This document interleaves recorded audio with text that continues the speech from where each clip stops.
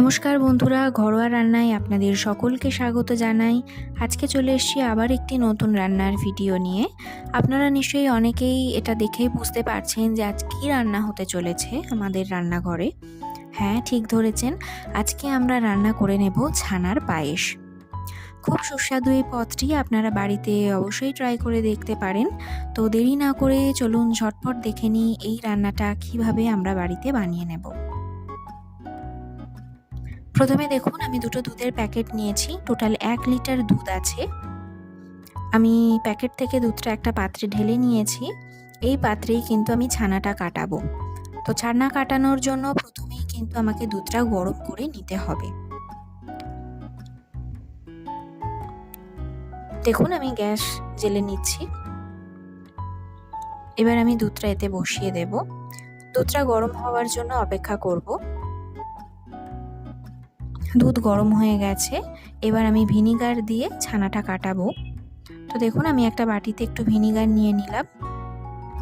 তার সাথে আমি একটু জল মিশিয়ে দিলাম। এবার এই মিশ্রণটা আমি দুধের মধ্যে দিয়ে দেব। একটু পরেই দেখবেন সুন্দরভাবে ছানাটা কেটে গেছে। দেখুন, ছানা এবং জল একদম আলাদা হয়ে গেছে। খুব সুন্দরভাবে ছানাটা কিন্তু কেটে গেছে। ছানা থেকে আমি কিন্তু জলটা একদমই আলাদা করে নেব। তো তার জন্য আমি একটা ছাঁকনি নিয়েছি এবং এতে এইভাবে ছানাটা আমি ছেঁকে নিচ্ছি। ছানাতে কিন্তু জলটা খুব ভালোভাবে বের করে নিতে হবে। দেখুন, ছানায় কিন্তু একটুও জল রাখা যাবে না। তো তার জন্য দেখুন, আমি চামচ দিয়ে এইভাবে চেপে চেপে ছানা থেকে জলটা বের করে দিচ্ছি। এবার দেখুন, আরেকবার পরিষ্কার জল দিয়ে আমি ছানাটা আরেকবার ধুয়ে নিচ্ছি এবং চামচ দিয়ে চেপে দেব, যাতে কোনো রকমের কোনো ভিনিগার না থাকে। আরেকটা পাত্রে আমি 1 লিটার দুধ নিয়ে সেটা ফোটানোর জন্য বসিয়ে দিলাম। দেখুন, দুধটা ফুটে উঠেছে। এই সময় আমি এই ফুটন্ত দুধের মধ্যে দিয়ে দেব তেজপাতা আর ছোট এলাচ। ভালোভাবে নাড়াচাড়া করব এবং তেজপাতা আর এলাচটাকে দুধের মধ্যে ভালোভাবে মিশিয়ে দেব।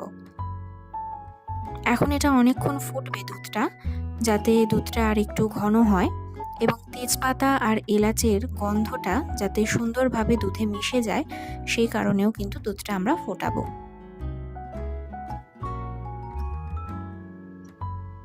দেখুন, দুধটা ফুটে অনেকটাই কমে গেছে। তো এখন আমরা চিনি দিয়ে দেব। আমি এখানে 150 গ্রামের মতো চিনি দিয়েছি।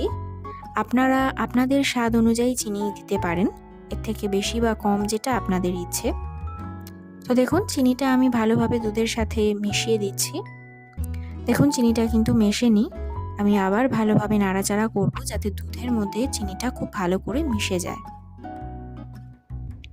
চিনিটা ভালোভাবে দুধের সাথে মিশে গেছে। এবার এতে আমি সামান্য পরিমাণ একটু নুন দিয়ে দেব।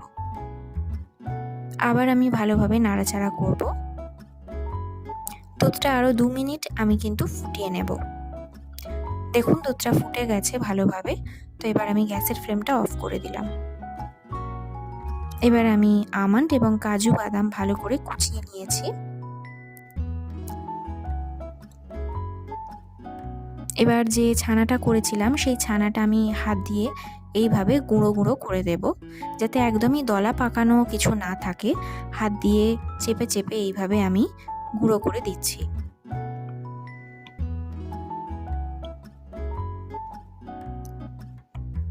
এবার আমি ছানাটা দুধের মধ্যে দিয়ে দেব। দেখুন, পুরো ছানাটা আমি দুধের মধ্যে দিয়ে দিচ্ছি। এরপর কুচিয়ে রাখা বাদামটা আমি দিয়ে দেব এর ওপর থেকে ছড়িয়ে। দেখুন, পায়েসটা কিন্তু এখনও অনেকটাই পাতলা আছে। তো এটা আমরা 3 থেকে 4 ঘন্টা ফ্রিজে রেখে দেব। ফ্রিজে রাখতেই হবে, কারণ তারপর এটা কিন্তু একটু ঘন হবে। দেখুন, ফ্রিজ থেকে বের করে নিয়েছি। আপনারা দেখলেই বুঝতে পারছেন এর কালারটাও কেমন চেঞ্জ হয়েছে, আর এটা একদম ঘন হয়ে গেছে। তো এবার এটা আমরা অন্য একটা পাত্রে ঢেলে পরিবেশনও করতে পারবো। খুবই সুস্বাদু এই ছানার পায়েসটি আপনারা বাড়িতে অবশ্যই ট্রাই করে দেখতে পারেন। আশা করি আপনাদের নিশ্চয়ই ভালো লাগবে এবং এই পদটি আপনাদের যদি ভালো লাগে তাহলে অবশ্যই আমাকে সেটা কমেন্ট করে জানাবেন।